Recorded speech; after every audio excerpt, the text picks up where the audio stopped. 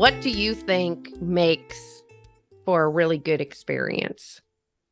So Communication wise, of yes, course. I'm gonna give a shout out to my rheumatologist here in Madison, Christy Bartles. I figured you'd know her Yeah. because again, she's in the research world as She's well. so And good. Yeah. yeah, so every time I am at ACR, I always try to go and hop in on whatever she's participating in. And she, during appointments, will tell me what she's knee deep in as far as research goes. But she is fabulous because she brings in this document. So as she's asking how things are going, she's filling in everything on this. It's a tear off sheet, so I get a copy and she keeps a copy, and it reminds her too. And as we're talking about things, she will write down, okay, so where I'm thinking is these might be the changes we might need to do. And we're going to do at least one of them, if not two. And then she always wants what my opinion is so it's complete, shared decision making. And she takes notes on everything that I'm saying as far as what's better, what's not better, what parts are really inflamed. Because she still looks at my hands are a mess, so she'll still do all the documentation of everything. And I feel like I'm really listened to because she's making eye contact when she can, but she's documenting everything. And I still go home with that torn off sheet, and she'll go into her little spiel about, okay, so this is what we're changing. And in the very bottom of the document, it's got what I need to do. So I'm walking away with, I know exactly what I'm going to be changing. And we're still working on the prednisone taper. So I'm down to 4 milligrams from 7, and she's still actively working on getting me off. But again, I'm 40 years into having steroids. So in my head, but I have been doing the taper, but once things start get a little wonky, I kind of stay where I'm at. And again, I'll go back, and I know back in January, we'll be talking about it again as far as, okay, you're at 4, let's keep going. And she'll want to know what my opinion is and if I'm going to do it. Because that's one thing I think about from a rheumatologist perspective.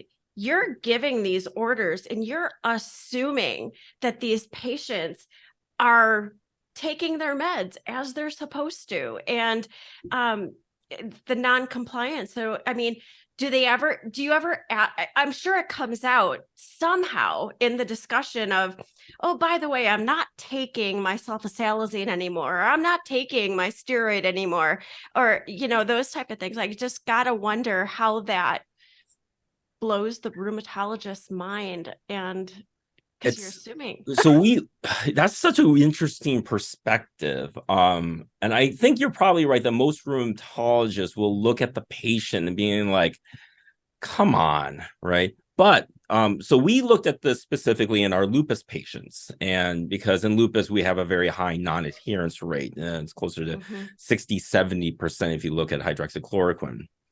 And we asked the question why.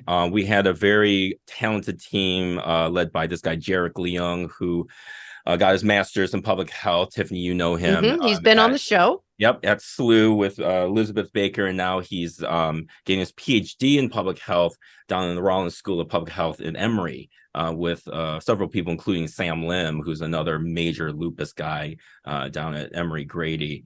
Wow. So Jarek helped us look at this qualitatively through interviews, and that's kind of the technique he really is mastering. And what he found through these interviews was the main reason for intentional medication non-adherence was poor communication between the physician and the patient. All right, because right, and I think this works at several different levels. First of all, if we think back of when we were in school, the thought of taking a test right after a lecture is given is ludicrous, right? You'd be like, I'm only going to get like 10% of these questions right.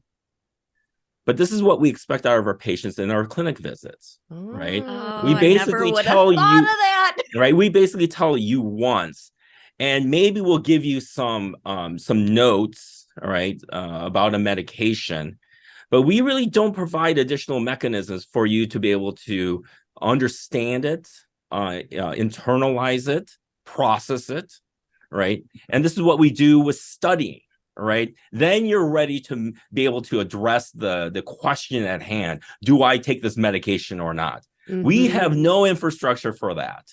All right. We try to achieve this in a 20-minute visit. At the very end, where the first 15 minutes was data gathering, synthesis, clarification, and then the decision is made to give two options. One option is decided on. I mean, it's insane, right? The way we do these visits. So and I can share a link to this paper in the notes, but this is something that we is kind of embarrassing because these are my patients that he's largely interviewing, right? So I'm guilty of this. And actually, it's interesting. A lot of our lupus data, most of it's from our patients, and we're asking some very tough questions.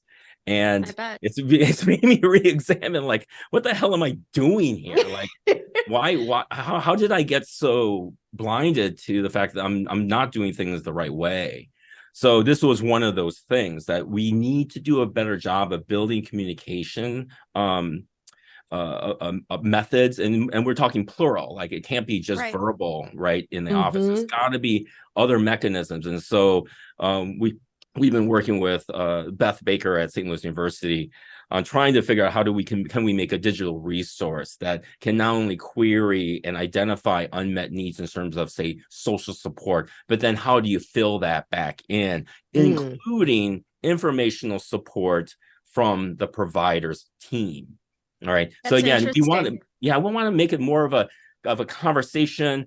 A huge issue here is going to be a burden to the healthcare provider's team.